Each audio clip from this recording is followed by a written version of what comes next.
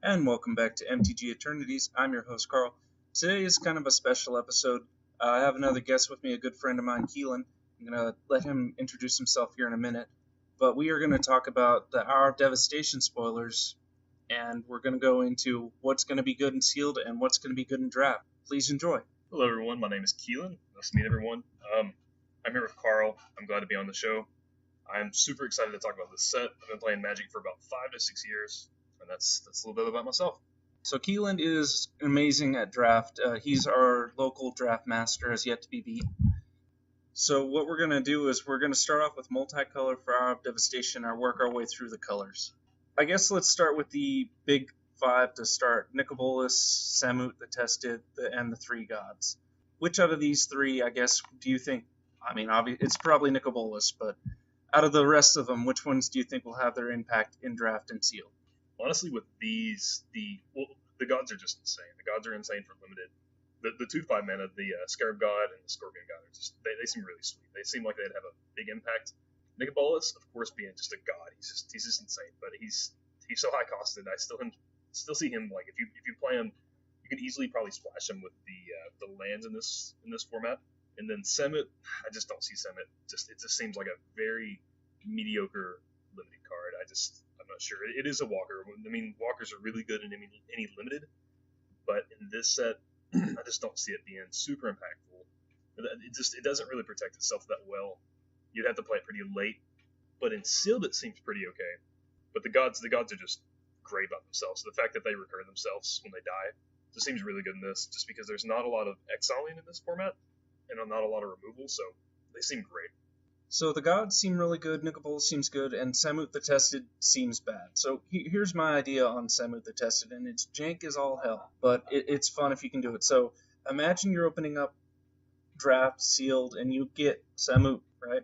So no one's going to expect you taking her to 7 and then searching for more Planeswalkers. So what if you ended up getting a Nicobolus just for whatever reason, or you ended up opening Amonkhet and getting another Planeswalker out of there? That's a way to cast your gods for free, provided you don't draw them. It seems terrible, and I think she's going to be another like $3, $4, $5 walker at best. But maybe I'm underestimating her power on that. Again, with Summit, like, even if you have like the situation where you have pulled like another Planeswalker like Nicobolus, that would be, I mean, it seems pretty sweet, but like in the occasion of doing that, you would be having a 4-color deck. Again, like if you had Summit and you just like put Nicobolus into play, you would have to have a very heavy creature deck to where you're just protecting Summit, or you're just having like a huge creature deck and you're kind of just like basing off of protecting your god or your walkers. Like Nicobolus in limited seems very okay. It's because like it's neg 4, dealing 7 to a creature seems okay. I mean, it seems good, of course, in limited, but I mean, like, and then the plus seems really good, and then the +1, getting 2 things from someone's hand, like, limited wise, it just doesn't seem good. When you go up to 7, when you play this on your 7th turn, and you're kind of like, you're trying to get something out of their hand, they're already gonna have nothing in there. Nicobolus, again, it's once you play this, you just can't beat it. It's going to be a really hard Planeswalker to just defeat. But I think the +2 seems really good for limited wise. Samit seems just very, very poor. I don't see, like, there's so much evasion in this set. I just don't see her like just seeing much play. I mean, if you have her, you're gonna play her. I just don't think she's gonna be that great. She does get out creatures too with her search, which is fine. I think she'll see like a swing or two towards her when she gets closer to 7, but I agree. She's not the walker that you want to be worried about in the set, possibly at all. I think we have yet to see a red-green walker since probably Domri Raid / Xenagos done right. Those two are arguably the 2 best green walkers, and even then they haven't made a long-term impact when you look at it financially. I think Domri's sitting at 5 and Xenagos is probably sitting at 10 still. But I'm drifting off on that one. Let's look at, I guess, the Locust God, Scarab God, Scorpion God a little bit more in detail. So to me, the best out of these is probably the Scorpion God. The fact that it's a 6/5 body makes it one of the strongest creatures in set, and then it's just able to make your opponent's creatures get weaker, and then neg 1 counters are a huge thing in this set. So if your opponent's just so happen to be playing a neg 1 deck and your Scorpion God's just going back and killing stuff, that's more free cards for you to draw. Then again, you could also build yourself your own neg 1 counter deck and just go from there. But that's what I think. I think the Scorpion God's the strongest, probably followed by the Scarab God. I don't think the Locust God's going to see... It's going to see draft and sealed play. And it might see a one-of sideboard card or a one-of mainboard deck card of the red-blue control deck. But that's a big might. I think there's a lot to deal with the Locust God right now. I don't like what they kind of did with it, but if he sticks and then you're starting to be able to turn out counter spells or draw spells, then he's going to make an army for you, and I think that's where he's probably going to be strongest. And with me, I believe the Scarab God just seems probably the best. The trigger on the upkeep, just making them lose X and scrying X, where X is your zombies, like if you can play around that with limited, it seems insane. But for other formats like Commander, it's insane. And being able to exile any target creature from any graveyard in limited, that seems really good. Getting a 4/4 4 mana late game, it's going to happen a lot, and it's again, both of the gods, every god except for the Izzet god, the body on him is insane. The effects is good. I will say the Scorpion god seems really good. The only thing with the neg 1 counters is most of the neg 1 counters is in green black. A lot of that is going to be in black. So again, with what Carl was saying, it's going to be really good if you can base your deck around that with neg 1 counters. Drawing cards, it seems insane. You could even maybe play like a Grixis deck and splash blue just for like the more card draw and more like big creatures. But it does seem really good with the neg 1 counters. Another thing to go back on with Semet is a really fun thing I see is the +1. If you're playing Two-Headed Giant this coming up weekend, you can target one of your partner's creatures to get in that double strike damage. That just seems pretty fun. That was a little interaction that I see that seems like it'd be a little fun. Going back on the gods, the Locust God being probably the worst god, it's just so expensive. And honestly, for this format, there's a lot of 3 and 4 drops. And the 6 drops, it seems kind of like a little impractical to play.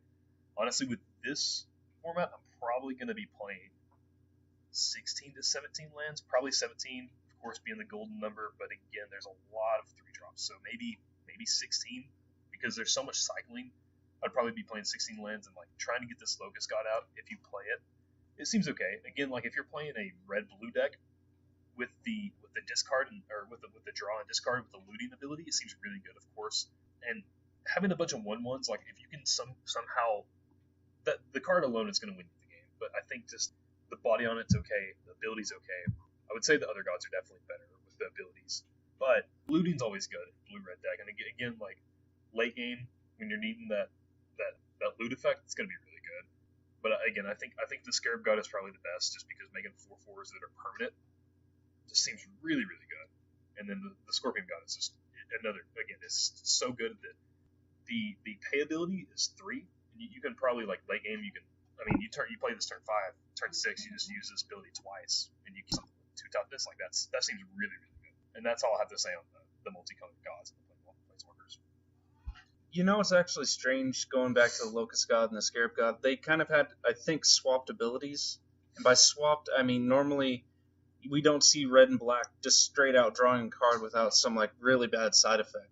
And blue just draws cards like no one's business without having something. So here, the Locust God having a loot effect for 4 seems kind of mediocre compared to the Scorpion's God. I'm just going to straight out draw a card.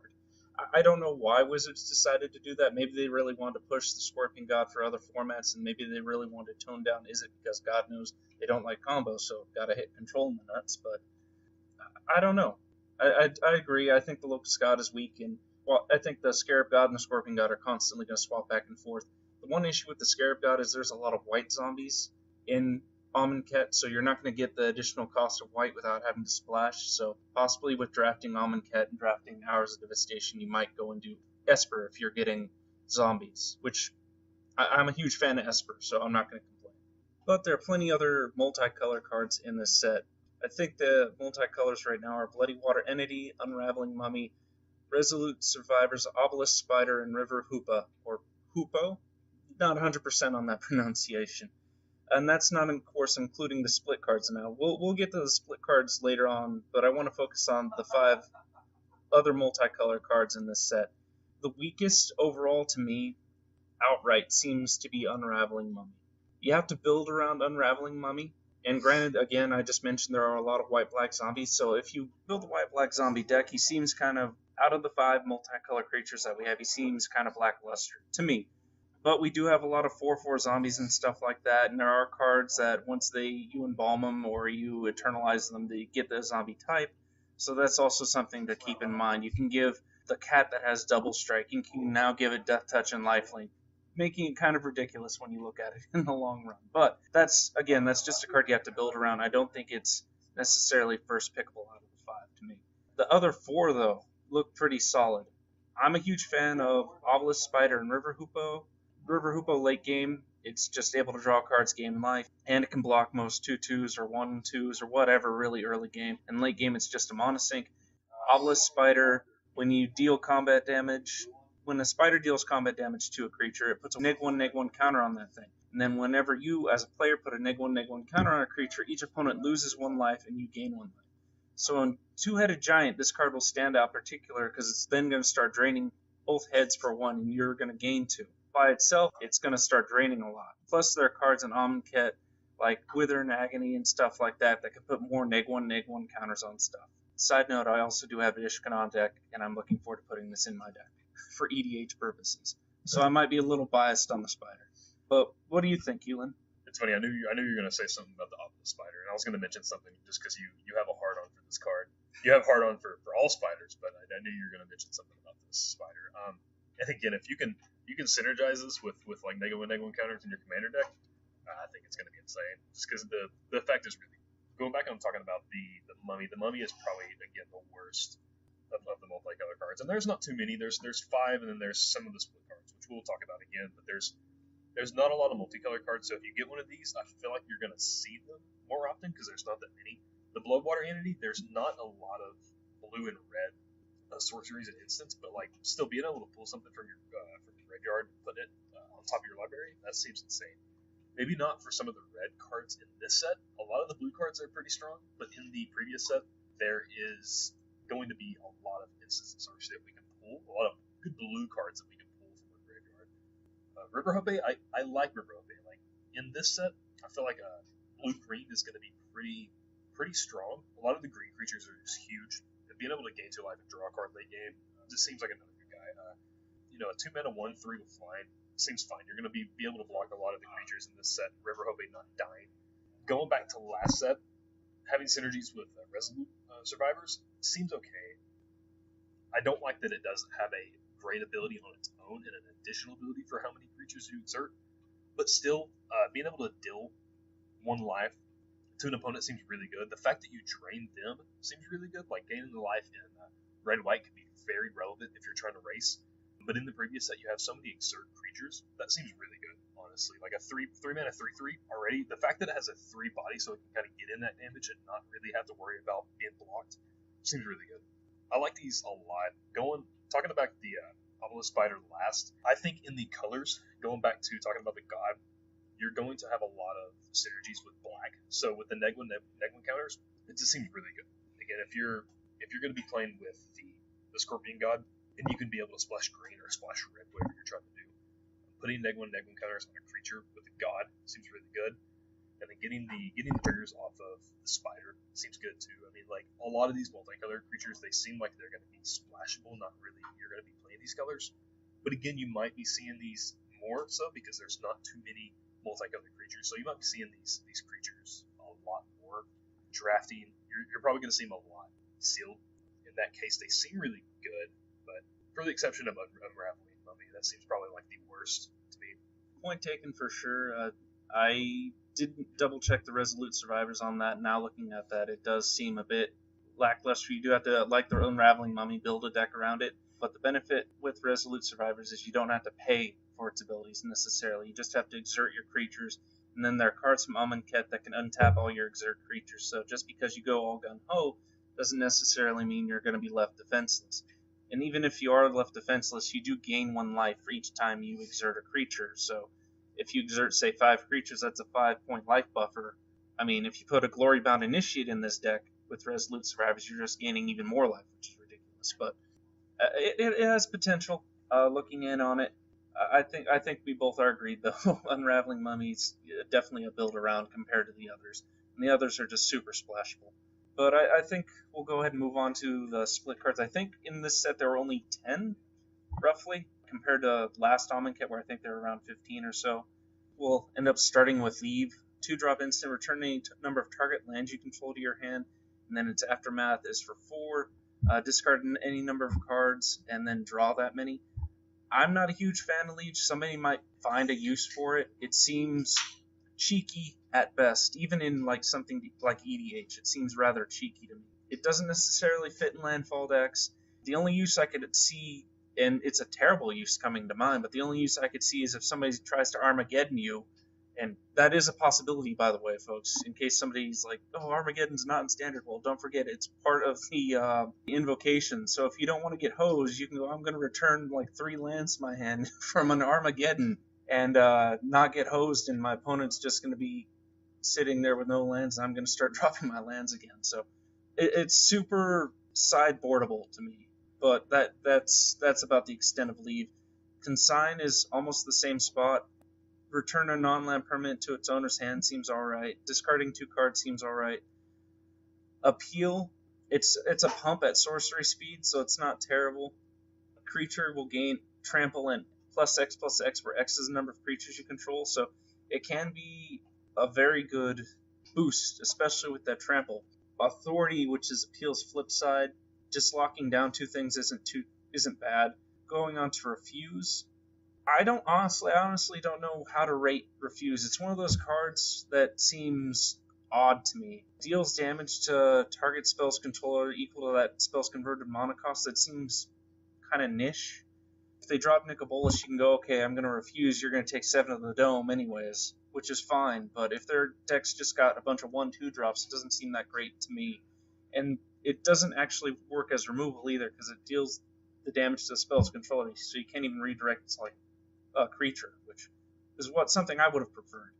Although with Cooperate you do get to copy it, so you can go, I guess, Refuse, and then with whatever spell it is, since Cooperate's in the grave, you can maybe copy that spell, or I'm not exactly sure on the wording, but you might be able to copy Refuse, which, if you're able to do that, seems really good. But again, your opponent has to have high drop stuff. Farming, destroy target attacking or blocking creature, really solid for limited, really solid for draft. I'm not going to turn my nose up at it if it's passed to me. And then market, draw 2 cards, then discard 2 cards. It's not terrible. I think out of all these, farm to market seems, at least to me, the most draftable, the most sealable out of that first set. Yeah, talking about these 5, starting with Leave. Return any number of target permanents. I honestly like this. If there's a lot of ETBs in this set, I definitely agree with being able to play this card limited. It seems very okay. Again, that you can choose any number of targets. I like that more than just return everything you control, because like if you're in the state base that you don't want to just recur everything back to your hand and then having to discard it in a turn or whatever the case may be, I like that you can choose. And again, like if you have ETBs or if you have like a planeswalker and you want to just bounce it from getting just attacked and killed, you can do that. I like that a lot. The flip side of it being so chance, discard any number of cards and then discard that many. I like any effect like this, but you're only going to be playing this. You're not going to be playing this in a red deck unless it's like compared with blue. But you're not going to be. It's going to be hard to be able to play some of these multicolor cards where you can synergize with them being in the top half of the color, and then they just don't even the bottom half. I just don't like that. I don't like white red. You're not going to be able to play the discard unless you just have like a lot of lands like game, and then you just kind of like refill your hand. I just don't think I just don't think it's great for 4 mana. I just don't like it. Going on to Consign, return target non-land permanent to its owner's hand. In any set, I think this card is just really great limited wise. Being able to return anything is just always good. Again, if there are cards with like ETBs, it might be an issue, but I don't think there is with this set. I don't think there's a lot of ETBs, so I think it's a fine card. And then its other flip side, target opponent discards 2 cards. I never liked effects that make opponents discard in limited. It just seems really, really bad. Unless it's like 2-headed giant, it seems like kind of a little bit better. Sealed, that effect is a little bit better. But if you're drafting, that effect is never great. I do like that first half, the 2 mana, the returns of the. I love those type of effects in Next card being Appeal. Until end of turn, target creature gains trampling, gets XX, where X is the number of creatures you control. I've never liked any cards that cooperate with how many creatures you control, whether it's power toughness or giving something power and toughness until end of turn. I've just never liked those cards. It being 1 mana seems like an okay pump, but it's sorcery speed. I just don't, not a fan of it. The second half to that being Authority. Tap 2 target creatures your opponents control, and creatures you control gain visions until end of turn. I do like this spell for 2 mana. That seems great. The downside, of course, being the first half, you having to play green. I feel like you can play both of these colors and both of these spells pretty easily. I just don't like the first ability. Being 1 mana and then 2 mana, I like the cheapness of both the spells. I just don't like playing this color combo. Going to the next card being Refuse. Refuse deals damage to target spell's controller equal to that spell's converted mana cost. Really weird card. For 4 mana instant, seems okay. Again, if you're going to be in the archetype of being blue-red, seems pretty interesting. I like it because they're playing their bomb early game or late game, and you just deal damage, and it seems really good. There's a lot of evasive creatures in blue-red. If you're just getting damage early game, you're playing these type of weird cards that kind of just deal damage to them, because there's a lot of dealt damage cards in red. I like this a lot. The second half, Cooperate. Copy target instant or sorcery. You may choose new targets. I think this is good. I think this is good for the blue-red deck in Standard right now with Gearhulks. I think this is insane. I don't know what Carl was saying. I don't know if you can, on the stack, use this to copy Refuse. I'm not sure. Again, that's something we're going to have to look into. I'm kind of curious about that. I don't believe you can. But again, if you can, that'd be super insane. But again, I like this card a lot. I want to play with this and kind of learn it for limited. I think it's going to be okay. I think it's very odd, but I like it. Going on to the last card for this is Farm. Destroy target attacking or blocking creature. Going on to the last card, Farm. Instant 3 mana, destroy target attacking or blocking creature. I love this card. These type of cards for limited are just great. I think this is great because you can choose what you kill. In limited, this is great. This kills bombs. This gets rid of bombs. Again, this is the normal basic card we've had before in limited. I love these cards. Any removal is really great in limited, and I just didn't see a lot of kill spells in this set so far, and so I think this card is great. And the second half to this card is called Market. 3 mana, draw 2, discard 2. I would like this more if it was an instant. Of course, I guess that'd be a little bit too more powerful, but again, the color combo with this just doesn't really match up with this set. I don't see. Maybe it does. I'm not sure. I feel like blue-white in this set seems pretty okay because you have a lot of evasiveness in blue-white. So I guess you could play this and this being actually a really good spell. But I like the card a lot. I like all these cards. Out of the most, I probably like Consign, the return target permanent. I love that. For 2 mana, that's insane. And then the Refuse and Cooperate. I like the weirdness of this card, and I think it might be a little bit playable. I'm not too sure. It's hard to evaluate some of these cards, but that's my nits on it. It's actually good you brought Leave back up again. I appreciate that because I misread the card. I thought it specifically said return any number of target lands to your hand. So that's what I was like, oh, hey, it's Armageddon proof. They actually did something for an invocation, sure. Yeah, but returning target permanence does make this card a lot better. White usually has a lot of ETBs. Red on occasion has 2 or 3 ETBs, so it's not terrible. It's still fringe for me. I'm not a huge fan of it, but it does give red the option to do something, especially in Boros colors, which is something they don't get very often. That is to draw cards. I think it'll probably end up being very EDHable now that I reread it, but outside of that, I don't see it seeing standard play, and seeing sideboard play and sealed play in draft is very iffy. Again, it depends on what your opponents have and what kind of ETBs we can abuse, that sort of thing. Moving on to the next 5. First is Struggle Instant. Deal damage to target creature equal to the number of lands you control. Really love removal, and this seems pretty good. And then it's also comboed with green, and red-green's usually a pretty strong color combo, which is Survive, and that's each player shuffles his or her graveyard into their library. I've never been a huge fan of giving my opponent back their deck whatsoever, but maybe it might stop Delirium decks. I don't know. I don't really see a purpose in using Survive. I really enjoy Struggle, though, and Sealed in Draft Struggle seems pretty strong. Claim to Fame is arguably the most broken card out of this set, and that's a whole topic, but the long and short of it is this card will see play in Modern, specifically in Death Shadow. It'll see play there. The reason being, sorcery for 1 black. I can return any creature costs 2 or less from the graveyard to the battle. So that gets back Death Shadow, that gets back Tarmogoyf, that gets back Snapcaster Mage if they're playing the Grixis version of it. But that leads us to the other side of this, which is Fame. Target creature you control for the cost of 2, 1 colorless and 1 red. Gains haste and gets +2/+0. Now, you don't have to target the creature you just got out of grave, although it's beneficial if you target the creature that you probably just got out of grave so it can start swinging again, so your Death Shadow can get in there for 7/6 or whatever it is at that time, or your Tarmogoyf, your Snapcaster Mage. But if you're playing the Grixis version, you maybe want to target your Tassiger, your Gormag Angler, or something like that. And it doesn't just have to be in these decks that this card is played, folks. But that's the deck that this card's for sure going to go into. I don't want to say this is probably going to lead to a banning in the future out of something from Death Shadow, but just keep an eye out on it, folks. The next card, of course, is Reason to Believe.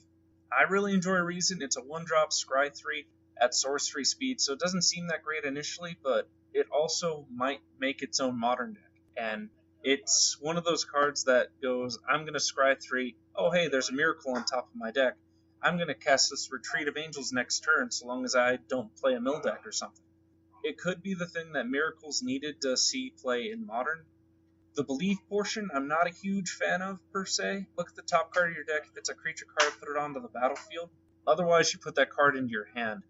It's not bad. At the cost of 4, though, it's one of those things you're going to have to set up. So basically, you don't want to use this card turn 1, unless you know what's on top of your deck, so then you can have Believe for Aftermath later. It is one of those cards that I think it's going to be something to keep an eye on. The next card is Driven to Despair. Driven, until end of turn, whenever creature you control deals combat damage, draw a card for 2. I really enjoy this card at sorcery speed. I think this is going to see a lot of play in EDH, maybe some play in Standard. Outside of that, though, it's hard pressed.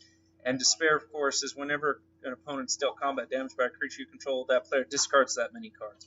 So it could be a one-sided thing.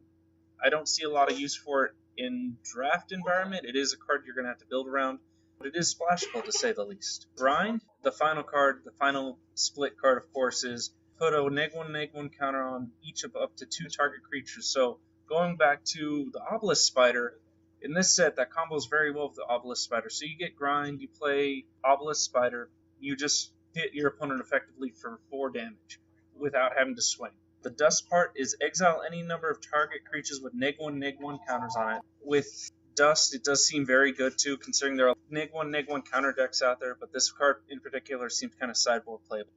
I'm going back, starting with Struggle. I think Struggle is a great card. Dealing damage equal to your lands can just take out a bomb most of the time. It'd be an instant. It just seems very, very great. 3 mana, very easy to cast. Don't have to worry about like double blue or double red rather. The single red and 2 colorless seems really good for a removal spell. Removal being really light in this set, so still being really, really great. And then Strive on the second half, each player shuffles his or her graveyard into his or her library. Just again, what Carl was saying just seems really bad. Giving back your opponent in limited all their bombs and their really great spells just seems horrible. I'm not a fan of that kind of effect. And then the second card being Claim.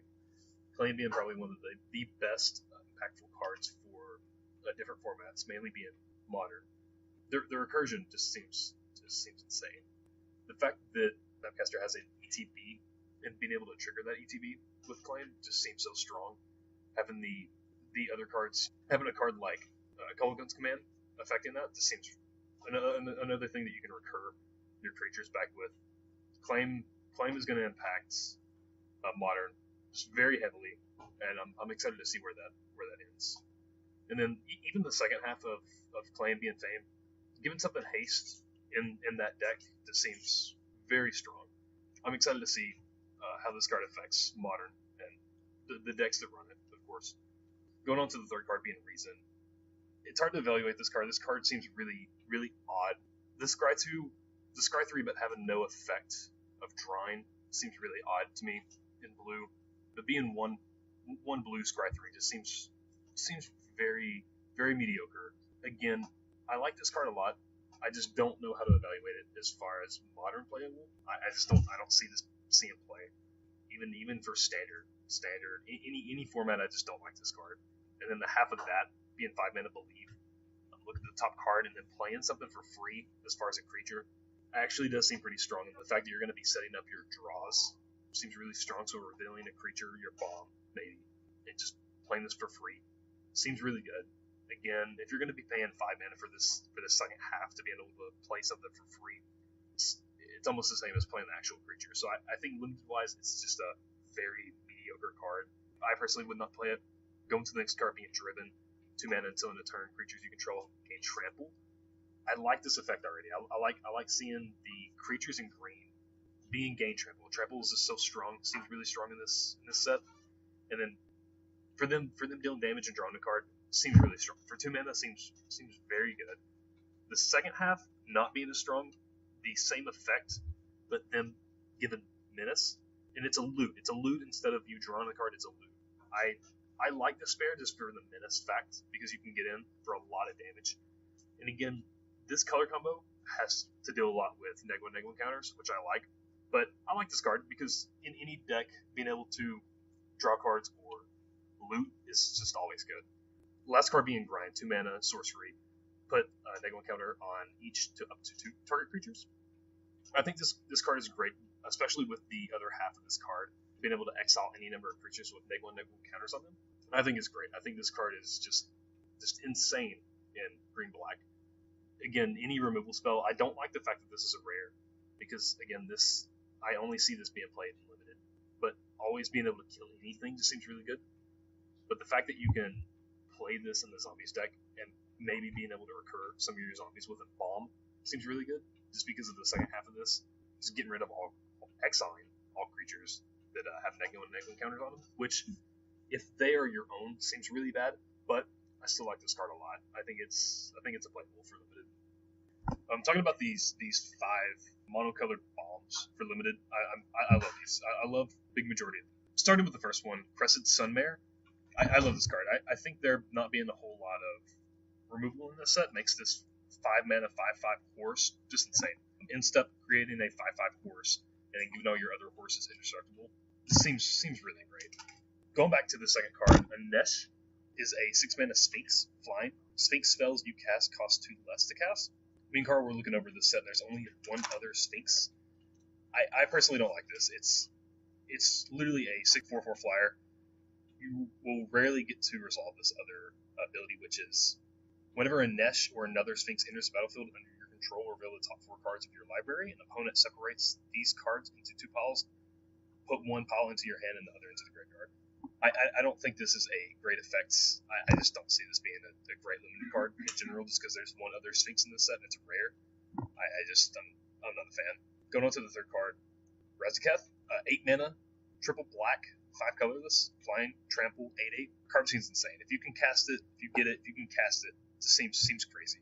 Being able to pay 2 and tutor for any creature to sack a creature in the colors that you're going to be in seems crazy. If you're going to be in black green, which is primarily the colors that you're going to want to be in, to be able to sack something to find another huge creature, being able to cast this card being triple black is just going to be very difficult. But if you do cast this, I see nothing in this set to really get rid of this guy. This guy's a monster. Seems like a really sweet card. I would definitely play this card. I would super first pick this card. This card is just very huge. Going on to the fourth card, Neheb the Eternal. I love this card. I love the new Afflict mechanic. Afflict 3, whenever this creature becomes blocked, defender player loses 3 life. Then at the beginning of your post-combat main phase, add 1 mana for each 1 life your opponent has lost this turn. Is a 4/6. Card seems really insane. I love this card. Easy to cast. In the red deck, I love this card. I think it's great. The body on it's nice. Being able to add mana just seems really good for red. You can play this in like red green and just play your like red green monsters for limited and just add a bunch of mana and just go nuts. You could probably also do this like in a red black shell. Again, making your opponent lose life with Negwa counters and just casting big things.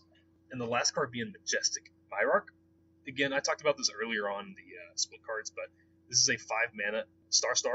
Its power and toughness are equal to twice the number of creatures you control. I usually hate these type of effects on creatures that have power toughness equal to the number of creatures you control, but this doubles, and I actually like this guy a lot. Most times this guy's gonna be a 4/4 or a 6/6, depending on how many creatures. Of course, it counting for itself, making it a 2/2.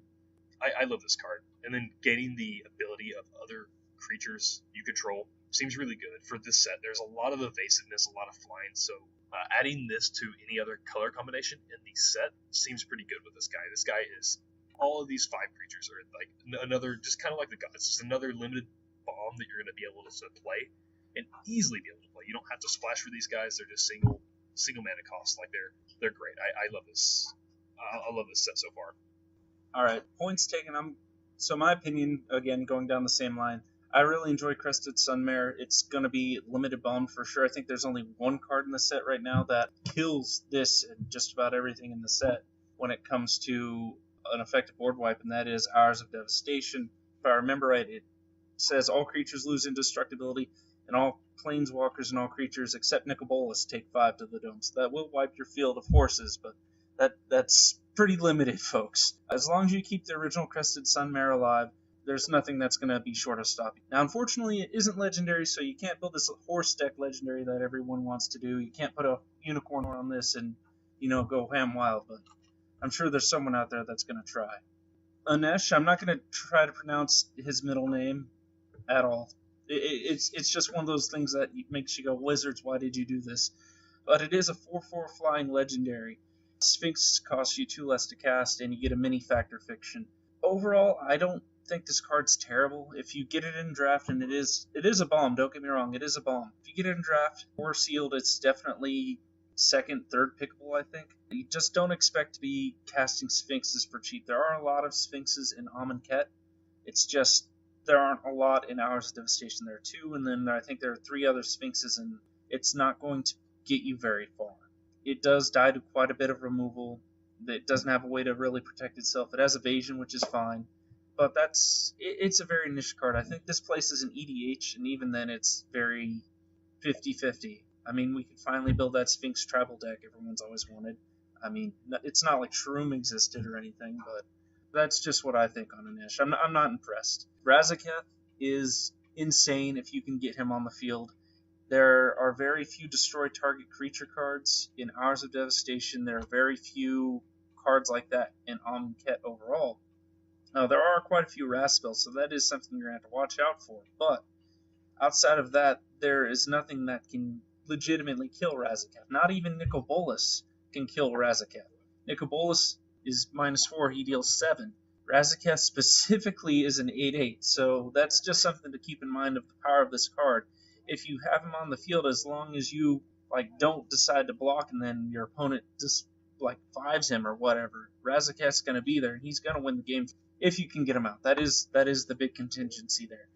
Neheb, out of all these cards, I think Neheb is probably third best when it comes to these 5. The fact that he has a flick guarantees that you're going to get at least 3 red mana on your next second main phase, which is fine.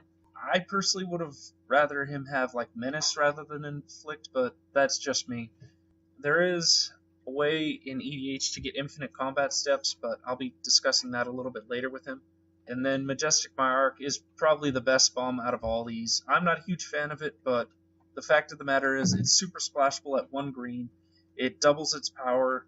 At least it's going to be a 2/2 at all times, which it's not great, but it's something. And the fact of the matter is at each combat step he becomes Audric, so you do have to have abilities. So if you draft Majestic Myarch, keep in mind you have to have abilities. You can't just draft him as a vanilla, otherwise it's just going to be a vanilla double whatever it is, which is fine, but you want other stuff. You want First Strike, you want Flying, you want to have the Crested Sunmare in there so this thing has Indestructible. Just saying. Keep that in mind, folks. If you have Crested Sunmare and Majestic Myarch and you still lose the game, something went horribly wrong for you. I feel sorry for you, but at the same time, sorry, not sorry. I think we'll move on to the next cycle, though, and that's going to be I'm going to call it the last cycle. Effectively, that's what it is. It's all the gods' last doings before they perished, I think, or at least that's what the story is. So Ketra's Last Mercy, sorcery, your life total becomes your starting life total. It's not bad. It's a panic button.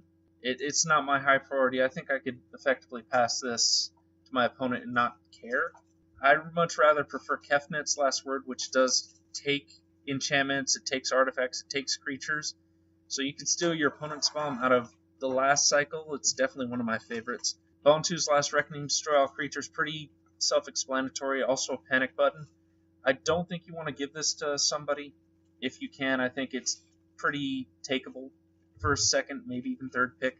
Hazard's Undying Fury. Look at the top 4 cards of your deck, and you may cast any number of converted mana cost cards 5 or less for free. At 6, at Sorcerer Speed, not a huge fan of it. And then Ronus' Last Stand. It's a 2-drop sorcery, double green, put a 5/4 green snake onto the field. I think it's absolutely fantastic. But out of all of them, I think Ronus' Last Stand's, to me at least, the most draftable, the most sealable. Probably followed up by Kefnet and Bontu, but that's just my thought on it. What about you, Keelan? Are there any of these last cycle that kind of stand out to you? When we first saw these, the board wipe, Bontu's was just the best. Like, it seemed kind of interesting, just like destroying all creatures for 3 mana. It just seemed very, very strong. Seeing this in limited seems pretty good, even late game. I like this card a lot. I like Bontu's Last Reckoning. I think it's one of my favorites out of the most. Aketra's limited, no, and Commander, yes. Commander seems like a really interesting, fun card. Maybe tapping everything just seems kind of bad, but I feel like this effect is pretty relevant for Commander. Seems really good. Going on to the blue, Kefnet's Last Word. I'm getting control of target artifact, creature, or enchantment. This being in Standard, I liked more than most being in Limited or any other format. We already have this card in other formats, like Control Magic. Of course, seeing how broken Control Magic is, I feel like this card is going to be a really great card for Limited, but I don't know how to evaluate it yet. Going on to Hezret's Undying Fury, of course, like Carl was saying, like this, every other god having a last word, Hezret kind of still being alive is what we're assuming. I like the lore behind this. I like that they kind of show this off with these spoilers. But shuffling your library, then exile the top 4 cards. You may cast any number of non-land cards with CMC 5 or less from among them without paying their mana cost. Lands on the tap. So this card just seems, the fact that you can cast any of the 4 cards seemed very strong. At first, when I first looked at this, I thought it was just you got to choose one and cast without. You got to cast for free. But no, casting 4 of these cards for free, this seems like something that we can play in Maelstrom Wonder or something in Commander, something really good in Commander. We can probably play this in like Storm Commander. Being limited, I think it's going to be great in limited if you have a lot of payoff for this. If you have a lot of things you can hit off this and just not like a fast aggressive red deck. If you're combining this maybe with like black or white or green, seems like Hezret's Undoing Fury like could be very, very great with a lot of other combinations in limited besides like blue. But I like the card a good bit. Realizing that you can like cast 4 free cards just seems very strong to me. Unlimited. Being 6 mana is a little loose, but I still like this a lot. And then the last one being Ronus' Last Stand, making a 5/4 for 2 mana early in the game seems very strong. If we have other cards in this limited set or the last to create copies of tokens, making a bunch of 5/4s is just insane. A 2 mana 5/4 already seems so strong early game.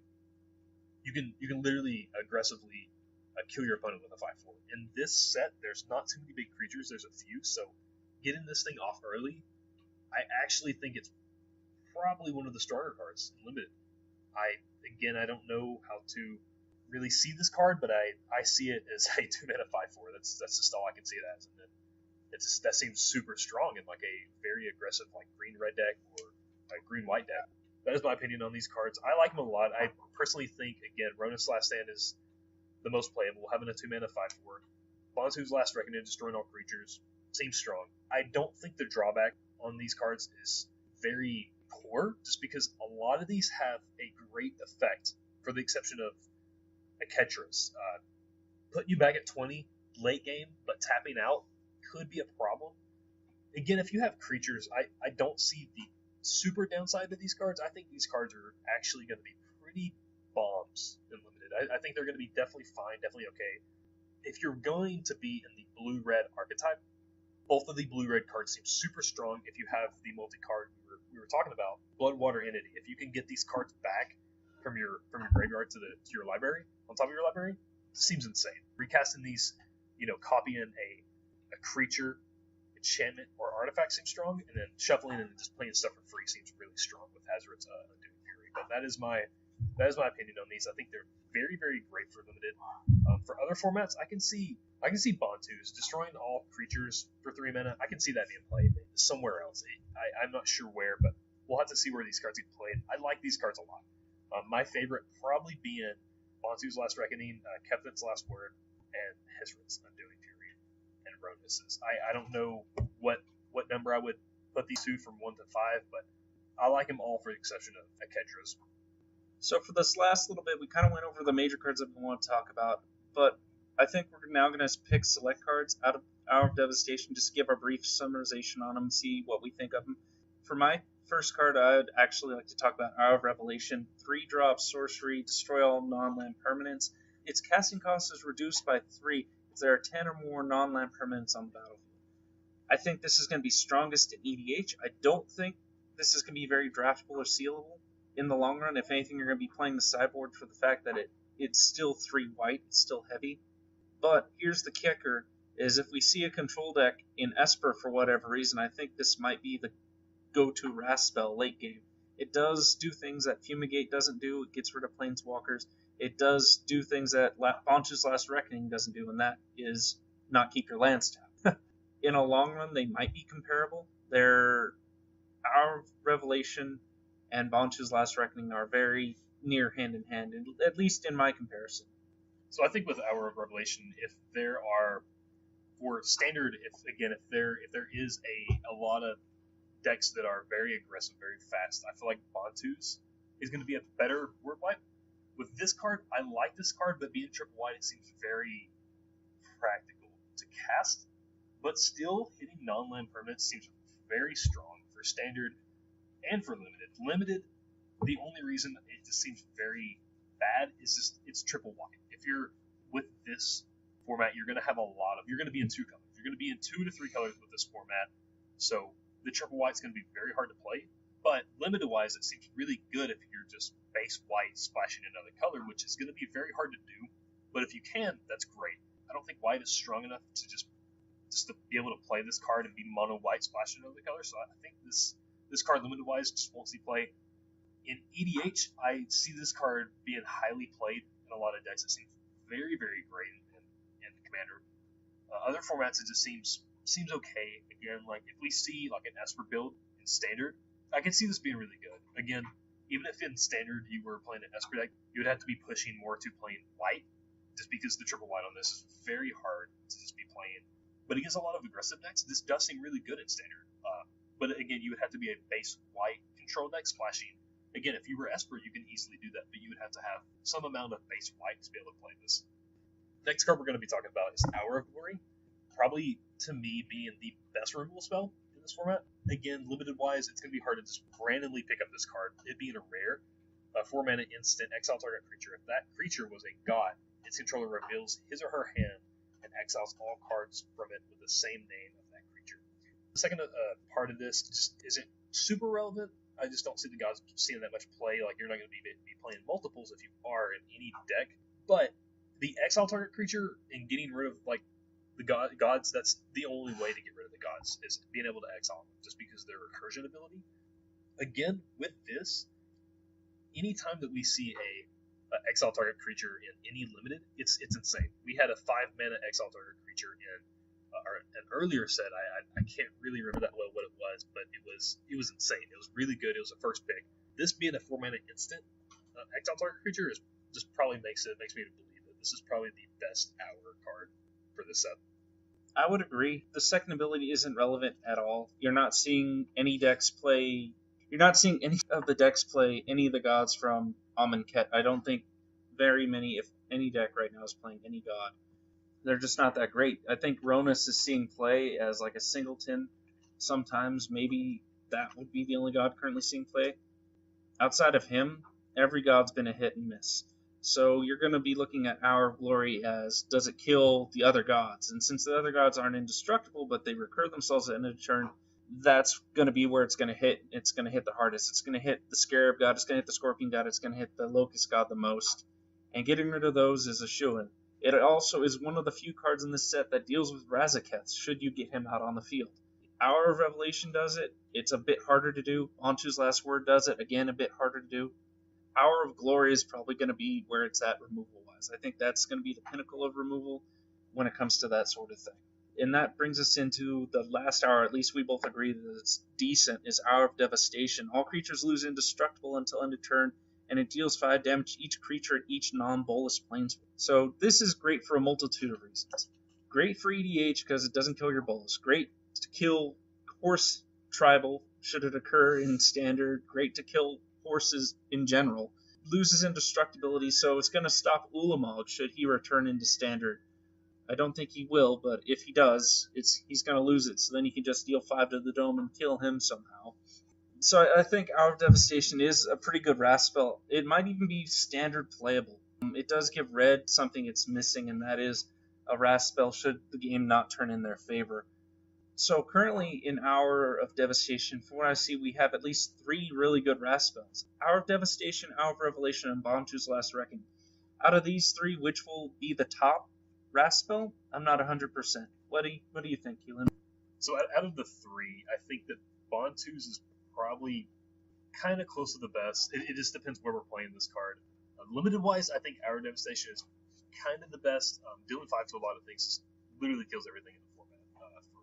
For limited-wise, for Standard, I can see some decks playing this. Maybe if Standard becomes like this kind of like mid-range deck, maybe Teamer can maybe play this. I'm not sure. Teamer being like one of the best decks right now in Standard, I see that this 5-mana Wrath is probably a pretty decent Wrath. Dealing 5 to everything kind of really hits pretty much everything. Everything in a lot of things in Teamer. It's Bristling Hydra. It hits all the big stuff. It hits a lot of other decks. Even if you're playing like Mono Black Zombies, it's a good Wrath. I don't know if a lot of the standard decks right now are going to be playing this primarily, except for like Teamer, and in that case, Teamer's not going to be probably playing this. But again, this is a fine card. I think this is a great Wrath. Probably this and Bontu's Last Reckoning. These 2 are probably the best Wraths I've seen in this set. Hour of Revelation probably being the 3rd best. Of course, hitting non-lands is good, but dealing 5 to each creature is just very great. Hitting, shooting things for shooting planeswalkers for 5, it's a little irrelevant just because you're not going to see walkers a whole lot. So it's not like for limited, it's kind of irrelevant for hitting walkers, but for hitting creatures in limited, seems really good. Seems great. I still think Bontu's for limited is probably the best. Just straight destroying all creatures seems great. Going back to Hour of Glory, something I want to mention is, regardless of if they have gods or not, and we're playing limited, regardless if they're playing gods, you're exiling target creature.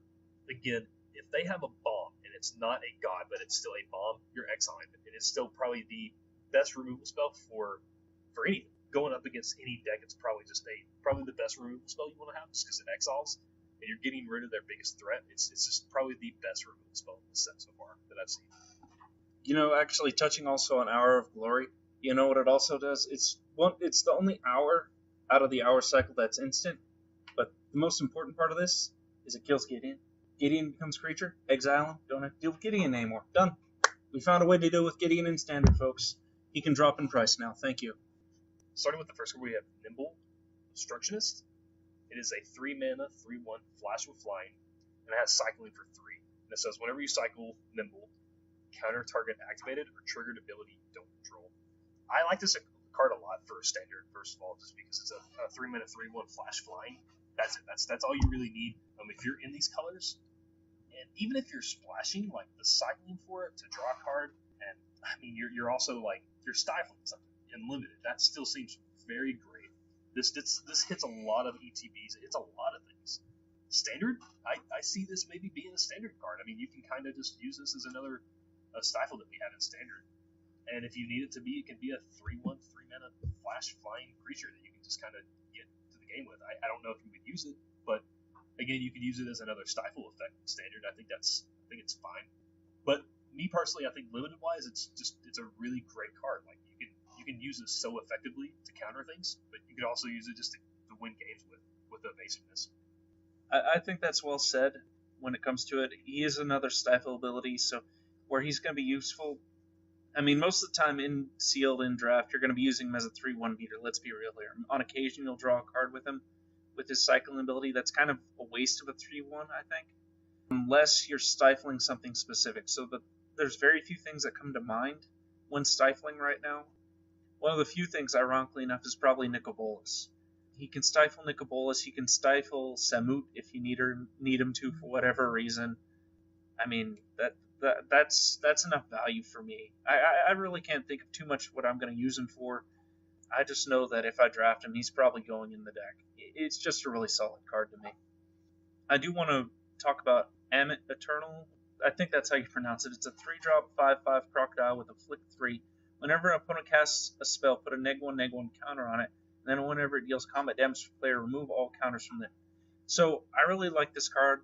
So I've actually kind of come up with a combo with this already in Standard. I think it's very viable, especially in Draft. You can probably come across it, and that is Vizier of Remedies. So when that card is in play, whenever something would get a -1/-1 counter, instead it gets one less -1/-1 counter. So you play Vizier of Remedies, then you play your Crocodile. Now you have a 3-drop 5/5 with a flick 3 forever. He's just going to be that until Vizier of Remedies dies.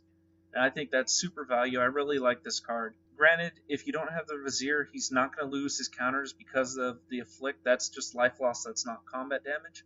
But it guarantees that even if he's a 1/1, he's always going to deal 3 damage, which is something I find. I really actually enjoy this card.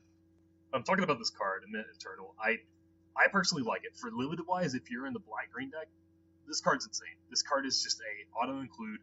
Again, the Afflict 3 just seems so good for limited. I love this effect on creatures. I love this ability on creatures. I love it. Now, it's a 3-mana 5/5 just seems so good. If you're playing this on turn 3, your opponent plays a spell. They can probably only play one spell. This thing becomes a 4/4. You're attacking with a 4/4 on turn 4. I love this. I love the fact that, and again, like on that turn 4, you're hitting them, and then you're removing the counters from it. You're always going to have this thing as a 4/4, pretty much. Again, this card is a good card for black green. If you have this card for a limited pool for sealed or for draft, I mean, this is probably one of the better creatures I've seen. It's a huge 5-mana 3/3. It's insane. The next card we're going to be talking about is Chaos Maw. It's a 7-mana 6/6. Again, a big body, big butt, but when it enters the battlefield, it deals 3 damage to each other creature. One of the big things I like about this card is there's not too many ways to cheat this guy in. Again, this is another bomb. The thing I like about this is if you're playing white with this card, you can easily find ways to bounce this guy to re-enter to get the ATB effect. So you can, if you can, maybe deal 6 to the field. Again, this hits your creatures, which kind of makes it a little bad. But again, if you have anything, if you're playing like big monster deck like red-green, and you have a lot of 4 toughness or 5 toughness creatures, you can easily get away with playing this card. Again, it's 7 mana, so if you play this card, you're going to be playing it in your deck. I think from a scale from 1 to 5, I think this guy is like a 3.5 to 4. I think this guy's really good, but again, the 7 is kind of hard to get to, and of course, it's going to be destroying all your creatures for limited. Any other uses for any other formats, I don't see it being played at all. I see this just for limited. It's just a 7-mana 6/6 that deals 3 to everything. I think it's fine, but I think it's only deserves its place in limited. I think it's fine. I also think this is probably going to be a limited bomb. To me, it's a bit lackluster. I kind of wish this thing had Trample, or wish this thing had Menace, or heck, I'd even take First Strike or Fire Breathing at this point. I don't think it's deserving of the rare slot. I know why they did it as a rare slot. They didn't want this to be an uncommon, and people just like, oh my god, it's uncommon. Let's take 6 of these. They didn't want it showing up that much. I just think that there could be something a bit more to it, but it's a fine card for limited. I think that's where it's going to be sitting for a while. But that brings us into Torment of Hailfire, actually, as a removal card. It also, in my opinion, kind of goes underneath the Wrath card category. It's a pseudo-Wrath spell, so it's 2 black, X. Repeat the process X times. Each opponent loses 3 life unless that player sacrifices a non-land permanent or discards a card. I really enjoy this card as something super janky, as something EDHable, as something that's going to go into my Arch Enemy Nicobolas deck, because why the heck not? It's one of those really good cards for that purpose. When it comes to standard playability or draftability, it's on the fence. it seems to give your opponent options, which you never really want to. You never want to give your opponent options. But the fact of the matter is, the options, unless they have like a massive amount of tokens or an unlimited hand size, the options just seem bad.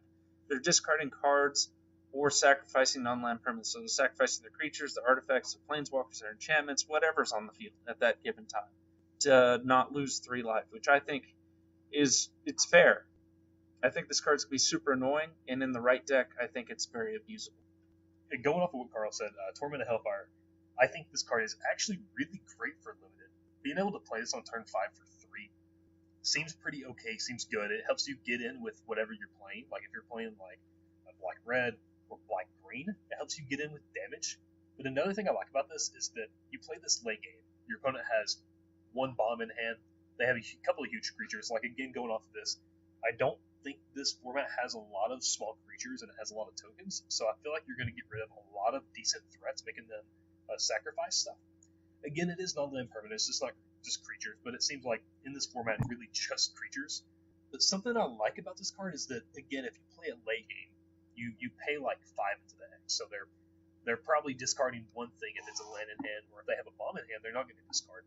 But making them lose 3 life seems really good. And also in Two-Headed Giant, this seems really good. This kind of seems like one of those things that would just win you a game in Two-Headed Giant. You don't get the double effect off of the, because it says each opponent, you don't get the double effect. But this still seems really good, making them sack stuff and discarding cards. This seems really good. And the fact that it's so cheap, because it's double and then X, you can pay a lot into this and limited. You can actually get a lot of value out of this card. I like the card a lot. I really do. So I think we'll go ahead and call this here. So Keelan, do you have any place you might want people to follow you or stuff like that? Yeah, just touching back up on this. This set's going to be great. It was great being on the show. Thank you, Carl, again. I really do appreciate helping you out, being here with y'all. If y'all do want to follow me on Instagram, I'm on Instagram as The People in Me, and I am on Facebook as Keelan Snyder. If y'all want to check me out, thank you guys. Then you can follow me on MTG-Eternities at YouTube, or you can follow me at MTG-Eternities on Twitter for all the latest. And so thanks again, and so as always, all lines of thought are open for all Magic Seekers. This is your host from MTG-Eternities signing out.